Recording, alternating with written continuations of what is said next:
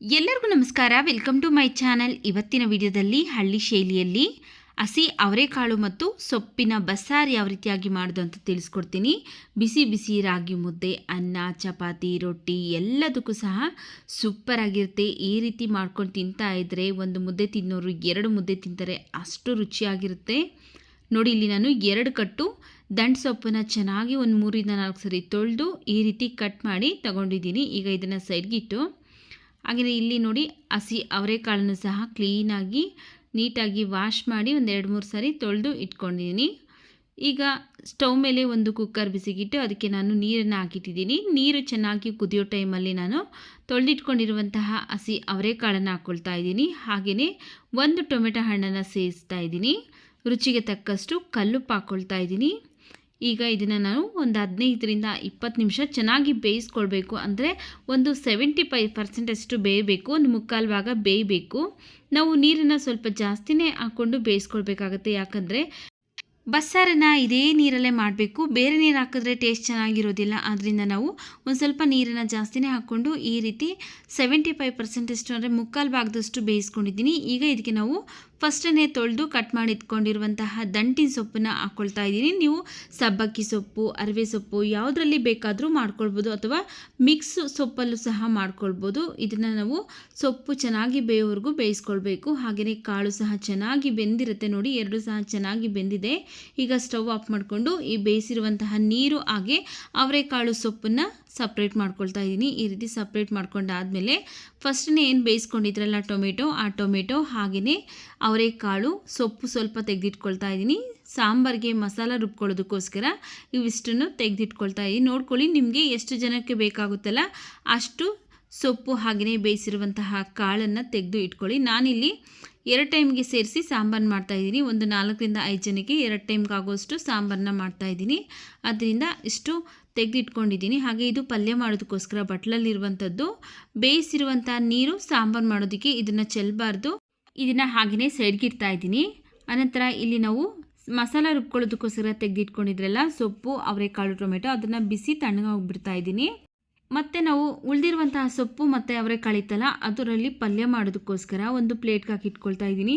ಇದು ಸಹ ತುಂಬ ಬಿಸಿ ಇದೆ, ಅದರಿಂದ ನಾನು ತಣ್ಣಗೆ ಮಾಡ್ಕೊಳ್ತಾ ಇದ್ದೀನಿ. ನಾನು ಇದರಲ್ಲಿರುವಂಥ ನೀರನ್ನು ಹಿಂಡಿ ತೆಗಿತೀನಿ. ಅದರಿಂದ ಈ ಸೊಪ್ಪು ಮತ್ತು ಅವರೆಕಾಳನ್ನ ತಣ್ಣಗಾದ್ಮೇಲೆ ಇದ್ರ ನೀರನ್ನೆಲ್ಲ ಹಿಂಡ್ಕೊಳ್ತೀನಿ. ಹಾಗೆಯೇ ಇದನ್ನು ಸೈಡ್ಗಿಟ್ಟು ಫಸ್ಟು ನಾವು ಮಸಾಲ ರೆಡಿ ಮಾಡ್ಕೊಳ್ಳೋಣ. ಸಾಂಬಾರಿಗೆ ಒಂದು ಬಾಣಲೆ ಬಿಸಿಗಿಟ್ಟು ಅದಕ್ಕೆ ನಾನು 1 ಗಡ್ಡೆ ಈರುಳ್ಳಿ, 1 ಗಡ್ಡೆ ಬೆಳ್ಳುಳ್ಳಿನ ಸಿಪ್ಪೆ ತೆಗೆದು ಹಾಕ್ಕೊಂಡು ಚೆನ್ನಾಗಿ ಈರುಳ್ಳಿ, ಬೆಳ್ಳುಳ್ಳಿ ಎಲ್ಲ ಫ್ರೈ ಮಾಡ್ಕೊಳ್ತಾ ಇದ್ದೀನಿ. ಲೈಟಾಗಿ ಕಲರ್ ಚೇಂಜ್ ಆಗಬೇಕು, ಆ ರೀತಿಯಾಗಿ ಫ್ರೈ ಮಾಡ್ಕೊಳ್ತಾ ಇದ್ದೀನಿ.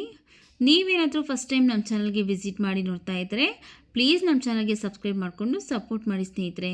ನೋಡಿ, ಈರುಳ್ಳಿ, ಬೆಳ್ಳುಳ್ಳಿ ಎಲ್ಲ ಇಷ್ಟು ಫ್ರೈ ಆದಮೇಲೆ ಸ್ಟವ್ ಆಫ್ ಮಾಡಿಕೊಂಡು ಮಿಕ್ಸಿ ಜಾರ್ಗೆ ಹಾಕ್ಕೊಳ್ತಾ ಇದ್ದೀನಿ. ಹಾಗೆಯೇ ಫಸ್ಟ್ ಏನು ತೆಗೆದಿಟ್ಕೊಂಡಿದ್ರಲ್ಲ ಮಸಾಲ ರುಬ್ಕೊಳ್ಳೋದಕ್ಕೋಸ್ಕರ ಟೊಮೆಟೊ ಹಾಗೆ ಬೇಯಿಸಿರುವಂಥ ಸೊಪ್ಪು ಮತ್ತು ಅವರೆಕಾಳು ಬಿಸಿ ತಣ್ಣಗಾದ್ಮೇಲೆ ಸೇರಿಸ್ತಾ ಇದ್ದೀನಿ. ಸ್ವಲ್ಪ ಕೊತ್ತಂಬರಿ ಸೊಪ್ಪನ್ನ ಹಾಕ್ಕೊಳ್ತಾ ಇದ್ದೀನಿ. ಒಂದು 2-3 ಸ್ಪೂನ್ ಆಗೋಷ್ಟು ಹಸಿ ಕೊಬ್ಬರಿ, 1 ಟೇಬಲ್ ಸ್ಪೂನ್ ಆಗೋಷ್ಟು ರೆಡ್ ಚಿಲ್ಲಿ ಪೌಡರ್ ಹಾಕ್ಕೊಳ್ತಾ ಇದ್ದೀನಿ. ನೋಡಿಕೊಂಡು ನಿಮ್ಮ ಖಾರಕ್ಕೆ ಎಷ್ಟು ಬೇಕೋ ಅಷ್ಟು ರೆಡ್ ಚಿಲ್ಲಿ ಪೌಡರ್ನ ಸೇರಿಸ್ಕೊಳ್ಳಿ. ಹಾಗೆಯೇ 1.5 ಸ್ಪೂನ್ ನಾನಿಲ್ಲಿ ಸಾಂಬಾರು ಪೌಡರ್ ಹಾಕ್ಕೊಳ್ತಾ ಇದ್ದೀನಿ. 1 ನೆಲ್ಲಿಕಾಯಿ ಗಾತ್ರದಷ್ಟು ಹುಣಸೆಹಣ್ಣು. ಈಗ ಸೊಪ್ಪು ಮತ್ತು ಅವರೆಕಾಳು ಬೇಯಿಸ್ಕೊಂಡಿದ್ರಲ್ಲ ಅದೇ ನೀರನ್ನು ಹಾಕ್ಕೊಂಡು ಈಗ ಚೆನ್ನಾಗಿ ನುಣ್ಣಗೆ ರುಬ್ಕೊಂಬರ್ತೀನಿ. ನೋಡಿ, ಈ ರೀತಿಯಾಗಿ ನುಣ್ಣಗೆ ರುಬ್ಕೊಂಡಿದ್ದೀನಿ. ಈಗ ಮಸಾಲ ರೆಡಿ ಆಗಿದೆ. ಇದನ್ನು ನಾವು ಫಸ್ಟೇ ಸೊಪ್ಪು ಬೇಯಿಸ್ಕೊಂಡಿದ್ರಲ್ಲ ಅದೇ ಕುಕ್ಕರ್ಗೆ ಹಾಕ್ಕೊಳ್ತಾ ಇದ್ದೀನಿ. ಕುಕ್ಕರ್ಗೆ ಹಾಕ್ಕೊಂಡು ನಾವೇನು ಸೊಪ್ಪು ಬೇಯಿಸಿದ್ರಲ್ಲ ಅದೇ ನೀರನ್ನು ಮಿಕ್ಸಿ ಜಾರ್ಗೆ ಸೇರಿಸ್ಬಿಟ್ಟು ಹಾಕ್ಕೊಳ್ತಾ ಇದ್ದೀನಿ. ಉಳಿದಿರುವಂತಹ ಸೊಪ್ಪು ಬೇಯಿಸಿದ್ರಲ್ಲ ಅದೇ ನೀರನ್ನು ಈಗ ಇದಕ್ಕೆ ಸೇರಿಸ್ತಾ ಇದ್ದೀನಿ. ನೋಡಿಕೊಂಡು ನಿಮಗೆ ಸಾಂಬಾರು ಯಾವ ಹದಕ್ಕೆ ಬೇಕಾಗುತ್ತಲ್ಲ ಆ ಹದಕ್ಕೆ ನೋಡಿಕೊಂಡು ನೀವು ನೀರನ್ನು ಸೇರಿಸ್ಕೊಳ್ಬೇಕು. ನಾವು ಸೊಪ್ಪು ಬೇಯಿಸಿರ್ತೀರಲ್ಲ ಅದೇ ನೀರಲ್ಲೇ ಸಾಂಬಾರು ಮಾಡಿದ್ರೆ ಟೇಸ್ಟ್ ಚೆನ್ನಾಗಿರೋದು. ಬೇರೆ ನೀರನ್ನು ಸೇರಿಸ್ಬಿಟ್ರೆ ಟೇಸ್ಟು ಕೆಟ್ಟೋಗ್ಬಿಡುತ್ತೆ, ಅಷ್ಟೊಂದು ರುಚಿ ಬರೋದಿಲ್ಲ. ಅದರಿಂದ ನಾವು ಕಾಳು ಮತ್ತು ಸೊಪ್ಪು ಬೇಯಿಸ್ಬೇಕಾದ್ರೆ ಒಂದು ಸ್ವಲ್ಪ ನೀರನ್ನು ಜಾಸ್ತಿನೇ ಹಾಕ್ಕೊಂಡು ಬೇಯಿಸ್ಕೊಳ್ಬೇಕು. ನೋಡಿ, ಇಲ್ಲಿ ಸಾಂಬಾರನ್ನ ಹದ ನೋಡಿಕೊಂಡು ನೀರನ್ನು ಮಿಕ್ಸ್ ಮಾಡಿ ಚೆನ್ನಾಗಿ ಕುದಿಯೋದಕ್ಕೆ ಬಿಡ್ತಾ ಇದ್ದೀನಿ. ಇಲ್ಲಿ ಒಂದು 3-4 ನಿಮಿಷ ಚೆನ್ನಾಗಿ ಕುದಿಸ್ಕೊಂಡಿದ್ದೀನಿ. ನೋಡಿ, ಈಗ ಬಸ್ಸಾರು ರೆಡಿ ಆಗಿದೆ. ಇದನ್ನು ಸೈಡ್ಗಿಟ್ಟು ಒಗ್ಗರಣೆ ಮಾಡ್ಕೊಳ್ಳೋಣ. ಸಾಂಬಾರಿಗೆ ಸ್ಟವ್ ಮೇಲೆ ಮತ್ತೊಂದು ಪಾತ್ರೆ ಬಿಸಿಗಿಟ್ಟು ಅದಕ್ಕೆ ನಾನು 1 ಟೇಬಲ್ ಸ್ಪೂನ್ ಆಗೋಷ್ಟು ಎಣ್ಣೆ ಬಿಸಿ ಆದಮೇಲೆ ಸ್ವಲ್ಪ ಸಾಸಿವೆ, ಸ್ವಲ್ಪ ಕರಿಬೇವಿನ ಸೊಪ್ಪನ್ನು ಹಾಕಿ ಫ್ರೈ ಮಾಡಿಕೊಂಡು ಈಗ ನಾವು ಫಸ್ಟನ್ನೇ ಮಾಡಿ ಎತ್ತಿಟ್ಕೊಂಡಿದ್ರಲ್ಲ ಬಸ್ಸಾರು, ಆ ಬಸ್ಸಾರನ್ನ ಈಗ ಇದಕ್ಕೆ ಹಾಕ್ಕೊಳ್ತಾ ಇದ್ದೀನಿ. ನೋಡಿ ಸಿಂಪಲ್ಲಾಗಿ ಒಗ್ಗರಣೆ ಕೊಡೋದಷ್ಟೇ, ಆದರೆ ಟೇಸ್ಟ್ ಮಾತ್ರ ತುಂಬ ಚೆನ್ನಾಗಿರುತ್ತೆ ಸ್ನೇಹಿತರೆ. ಒಂದ್ಸರಿ ನೀವು ಟ್ರೈ ಮಾಡಿ. ಈ ಸೀಸನ್ನಲ್ಲಿ ಪದೇ ಪದೇ ಕೇಳಿ ಮಾಡಿಸ್ಕೊಂಡು ತಿಂತಾರೆ, ಅಷ್ಟು ರುಚಿಯಾಗಿರುತ್ತೆ ಈ ಅವರೆಕಾಳು ಮತ್ತು ಸೊಪ್ಪಿನ ಬಸ್ಸಾರು. ನೋಡಿ ಈಗ ಬಸ್ಸಾರು ರೆಡಿ ಆಗಿದೆ. ಒಂದ್ಸರಿ ಚೆನ್ನಾಗಿ ಮಿಕ್ಸ್ ಮಾಡಿ ಸ್ಟವ್ನ ಆಫ್ ಮಾಡ್ಕೊಳ್ತಾ ಇದ್ದೀನಿ.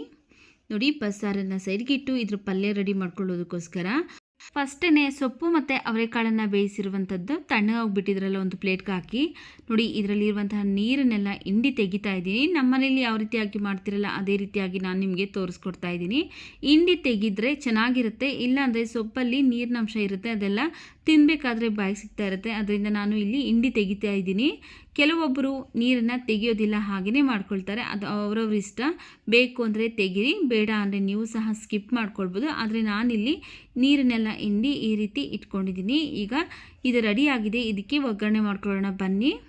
ನೋಡಿ ಇಲ್ಲಿ ಬಾಣಲೆ ಬಿಸಿಗಿಟ್ಟು ಅದಕ್ಕೆ ನಾನು 1 ಟೇಬಲ್ ಸ್ಪೂನ್ ಆಗೋಷ್ಟು ಎಣ್ಣೆ ಹಾಕ್ಕೊಂಡಿದ್ದೀನಿ. ಎಣ್ಣೆ ಬಿಸಿ ಆದಮೇಲೆ ಸ್ವಲ್ಪ ಸಾಸಿವೆ ಹಾಕ್ಕೊಂಡಿದ್ದೀನಿ, ಹಾಗೆಯೇ ಸ್ವಲ್ಪ ಕರಿಬೇವಿನ ಸೊಪ್ಪು. ಈಗ ಇದಕ್ಕೆ 2 ಈರುಳ್ಳಿನ ಸಣ್ಣದಾಗಿ ಕಟ್ ಮಾಡಿ ಸೇರಿಸ್ತಾ ಇದ್ದೀನಿ. 2 ಒಣಮೆಣಸಿನಕಾಯಿನೂ ಸಹ ಹಾಕ್ಕೊಂಡು ಚೆನ್ನಾಗಿ ಈರುಳ್ಳಿ ಎಲ್ಲ ಕಲರ್ ಚೇಂಜ್ ಆಗೋವರೆಗೂ ಫ್ರೈ ಮಾಡ್ಕೊಳ್ತಾ ಇದ್ದೀನಿ. ನೋಡಿ ಈರುಳ್ಳಿ ಎಲ್ಲ ಇಷ್ಟು ಕಲರ್ ಚೇಂಜ್ ಆದಮೇಲೆ ನಾವು ಫಸ್ಟೇ ಏನು ನೀರನ್ನೆಲ್ಲ ಹಿಂಡಿ ಎತ್ತಿಟ್ಕೊಂಡಿದ್ರಲ್ಲ ಸೊಪ್ಪು ಹಾಗೆಯೇ ಅವರೆಕಾಳು, ಅದನ್ನು ಈಗ ಇದಕ್ಕೆ ಸೇರಿಸ್ತಾ ಇದ್ದೀನಿ.